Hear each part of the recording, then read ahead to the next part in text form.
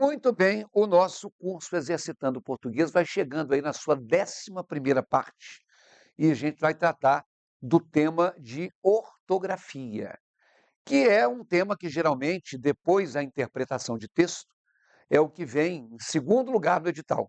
E nós já tivemos 10 temas, né, anteriormente colocados aí.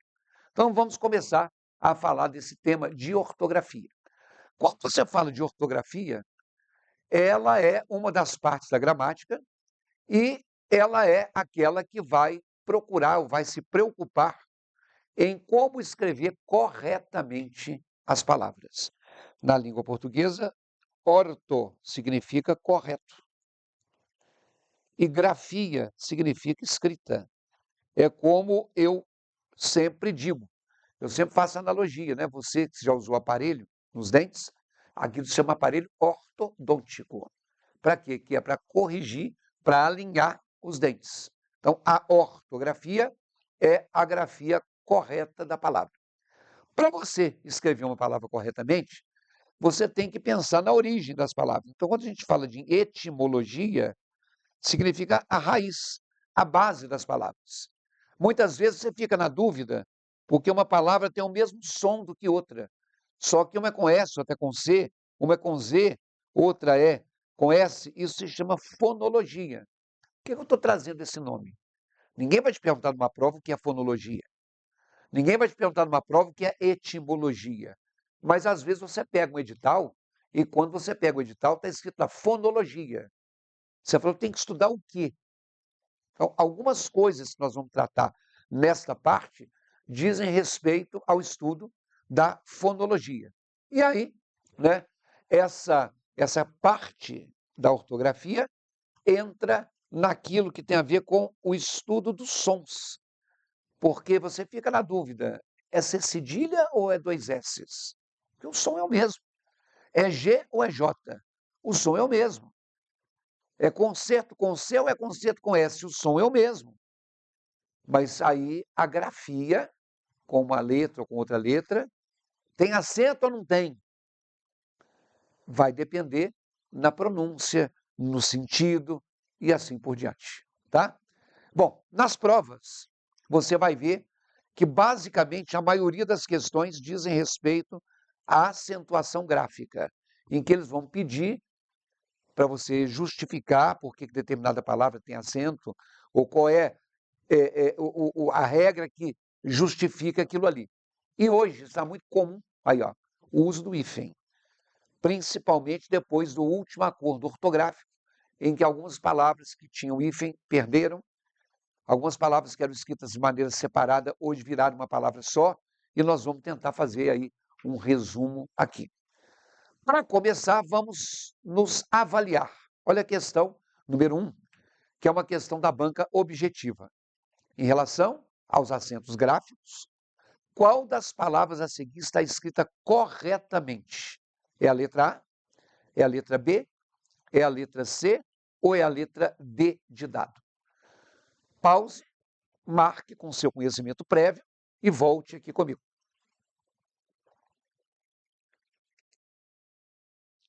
Muito bem, uma questão simples. O objetivo aqui nem é a questão em si, mas é a gente levantar as regras. Olha aí. Como eu disse, a acentuação gráfica, né, ela vai levar em conta a colocação de um acento. E atenção, hein? Acento com C, que tem acento com dois S's, que é aquele local em que você coloca a bunda. A bunda tem duas partes e acento tem dois S's, de assentar. Agora, o acento com C é o acento, se coloca o acento gráfico. Então a acentuação gráfica, aí na tela, ela vai se preocupar com esse acento. Isso aí vai mostrar a pronúncia mais ou menos forte de uma vogal. E aí, essa pronúncia forte se chama sílaba tônica. Então, a sílaba tônica é a sílaba mais forte. O que a gente tem que saber é que não necessariamente toda sílaba mais forte tem acento. Por exemplo, o sentimento que faz bem ao coração é o amor. Você não fala amor, é amor. A última sílaba é a sílaba tônica, mas ela não tem acento. Algumas palavras, por exemplo, célebre, não é celebre, não é celebre, célebre. Essa tem acento. Então, algumas palavras têm a sílaba tônica acentuada, outras palavras têm a sílaba tônica não acentuada. E aí, nós temos na língua portuguesa o chamado acento agudo, que é, por exemplo, o que está na palavra sofá, né? Nós temos o acento grave, que é o que a gente erradamente chama de crase. Foi a escola. Nós temos o acento circunflexo, que a gente chama de chapeuzinho, o chapeuzinho do vovô.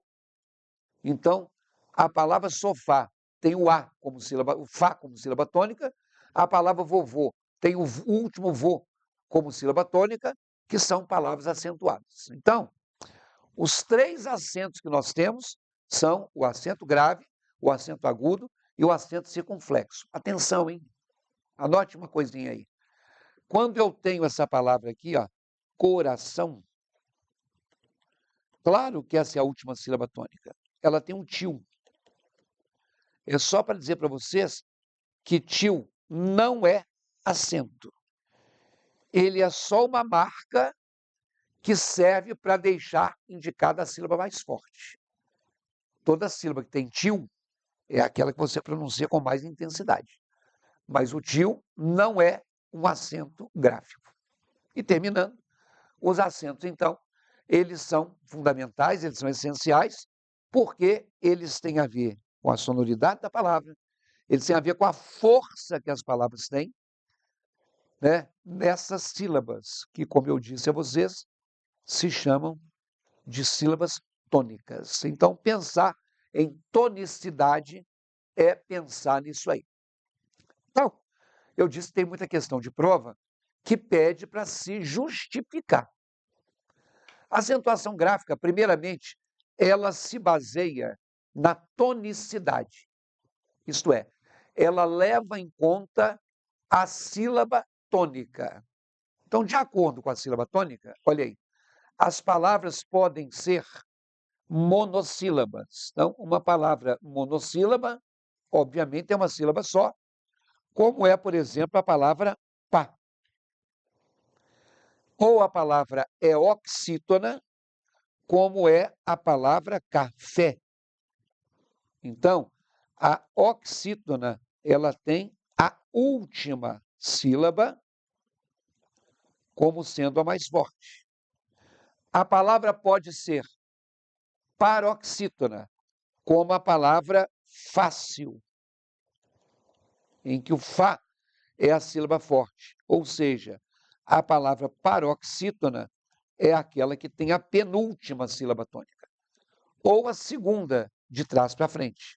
E temos ainda as palavras proparoxítonas, como é o caso da palavra médico, em que aí a sílaba forte não é a última nem a penúltima, é a antepenúltima.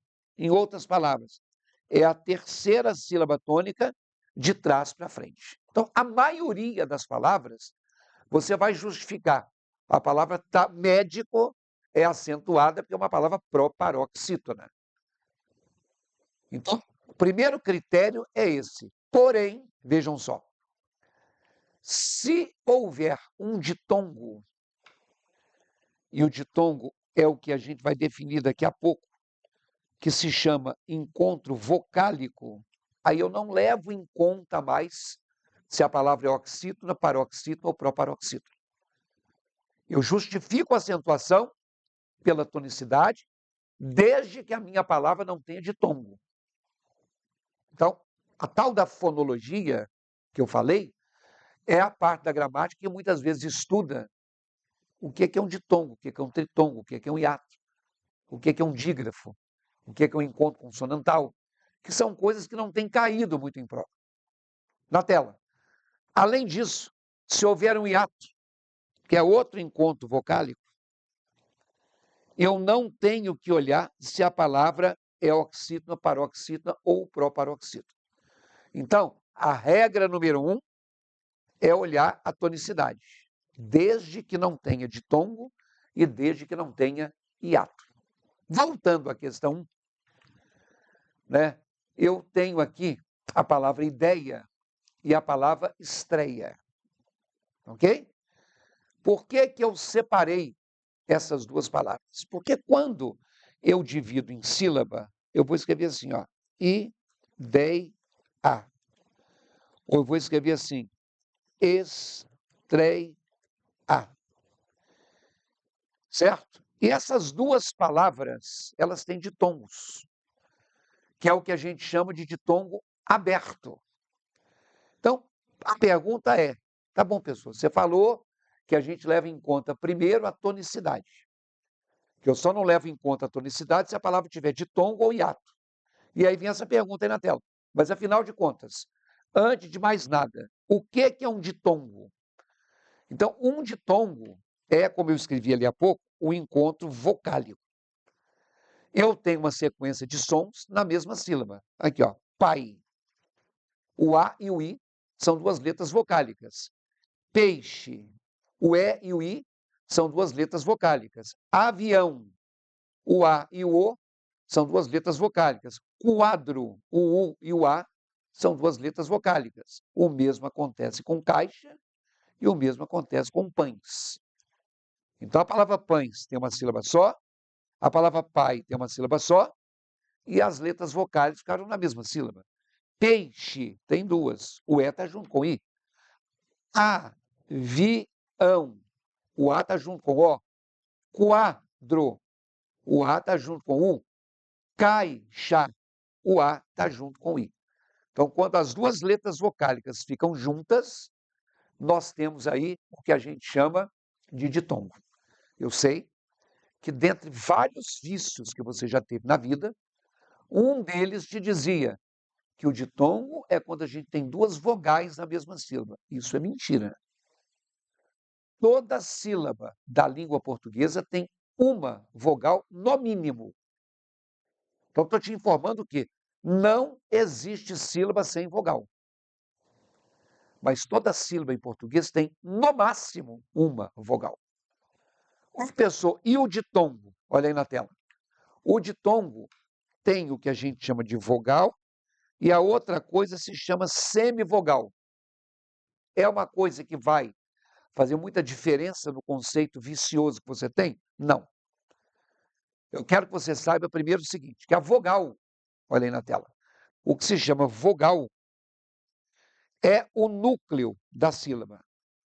E ela chama vogal porque só existe som da sua voz quando eu tenho uma vogal. Quando eu coloco algumas palavras, né, que tem um H, por exemplo, homem, a letra H não tem som. Se eu pego, por exemplo, uma sigla e ela tem duas vogais, como ONU, eu leio isso como palavra. Se eu tenho a palavra Detran, que é uma sigla, é porque tem o E e o A. A letra C sozinha, ou ela é K, ou ela é S. É S em céu, mas é o E que deu o som. É K em carro, porque o A deu o som. Então, o que dá o som, o que faz liberar a voz, é a vogal. E aí, na tela, você já aprendeu que A, E, I, O, U são as vogais. Então, quando eu tenho a palavra paletó, ela tem 3 sílabas, porque eu te disse que não existe sílaba sem vogal. Vogal A, vogal E e vogal O. Ok? Então, isso é um exemplo, né, de sílaba e um exemplo de vogal. Por exemplo, quando eu tenho a palavra mito, ela tem 2 sílabas. Por quê?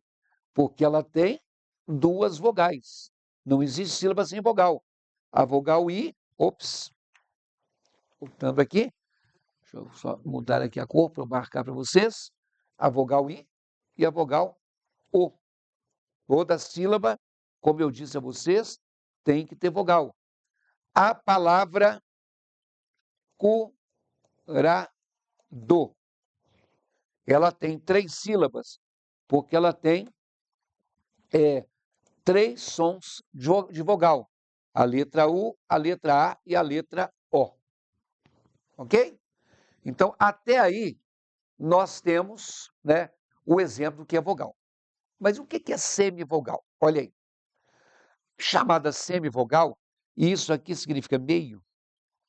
Quando eu falo, por exemplo, num semicírculo, eu estou falando da metade de um círculo. Então, a semivogal, ela vale a metade de uma vogal. Por quê?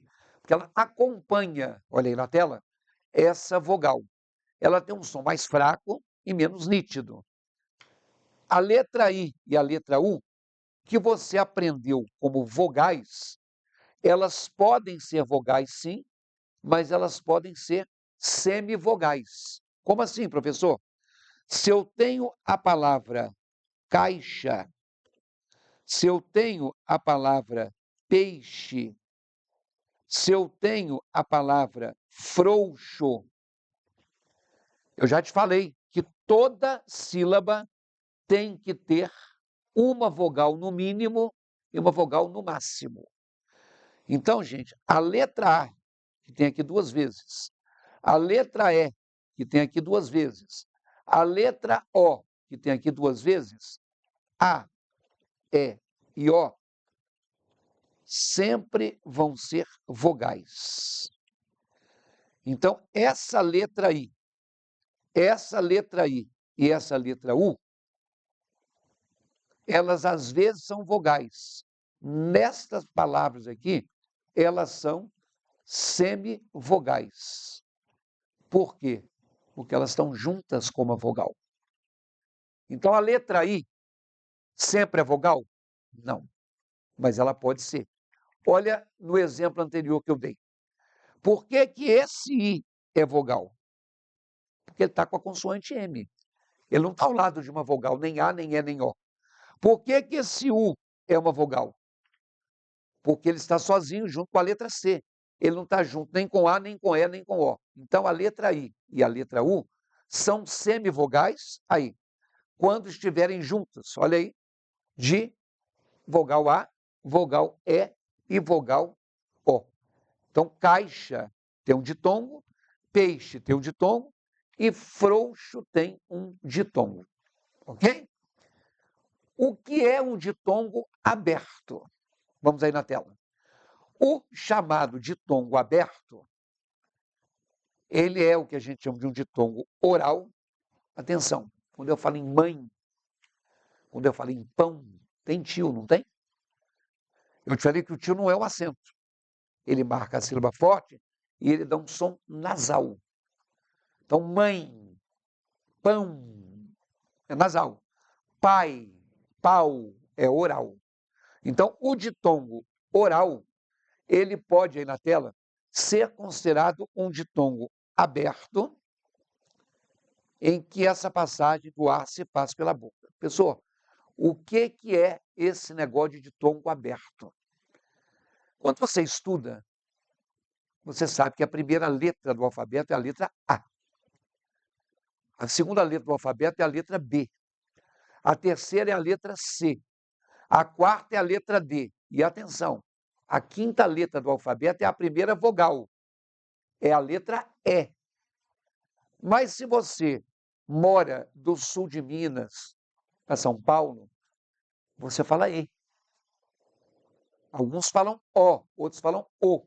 Atenção, o nome da letra é R e não Re, igual alguns lugares do Brasil falam. O nome da letra é S e não C, como muita gente fala. E o nome da vogal é E e O. Mas existe a letra E com som de E, espelho. Existe a letra O com som de O, ovo. Então, E e O são sons, são fonemas. E e O são letras. E, às vezes, a gente tem uma coisa que se chama ditongo fechado e outra que se chama ditongo aberto. Tá? O ditongo fechado, o E tem som de E, o O tem som de O, e o ditongo aberto, o E tem som de E e o O tem som de O. mas isso eu vou anotar com vocês com calma no início da próxima aula, porque a primeira, vocês já sabem que a duração média dos nossos blocos é de 20 minutos. Então, se você não imprimiu esse PDF, imprima para você ir preenchendo como eu tenho feito. E eu te aguardo quando você quiser voltar para a aula de número 2. Até lá!